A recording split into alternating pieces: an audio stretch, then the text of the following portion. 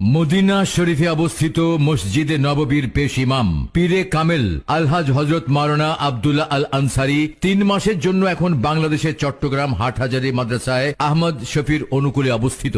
একদিন রসুল পাক সাল্লাল্লাহু আলাইহি সাল্লাম তাকে স্বপ্নের ঘরে দেখা দিয়ে বলেন, তুমি আমার উম্মতের উপকারের স্বার্থে কিছু কাজ করো। তাই তিনি মানুষের উপকারের স্বার্থে এসেছেন এখন বাংলাদেশ। আপনার সমস্যাগুলো হুজুরকে খুলে বলুন, তিনি গ্যারান্টি সহকারে আপনাদের সমস্যার সমাধান দিচ্ছেন ইনশাআল্লাহ। আপনারা যারা কঠিন কষ্টের টাকা দিয়ে ধোঁকাবাজদের কবলে পড়েছেন, তারা আর ধোঁকাবাজদের কবলে পড়ার চেষ্টা করবেন না। আব্দুল্লাহ আল আনসারী হুজুর বাহারি কথায় বিশ্বাস করেন না, কাজ দিয়ে তা প্রমাণ করে দিতে চান। প্রবাসী ভাইদের স্বার্থে হুজুর বলেন, আপনারা যারা ডাচ বাংলা কিংবা বিকাশের মাধ্যমে কাজ করে প্রতারিত হয়েছেন, তাদের জন্য সুখবর, আপনারা সরাসরি চলে আসুন আমাদের ঠিকানায়। আর যারা আসতে না পারেন, তাহলে আপনাদের আত্মীয় স্বজনকে পাঠিয়ে দেবেন আমাদের।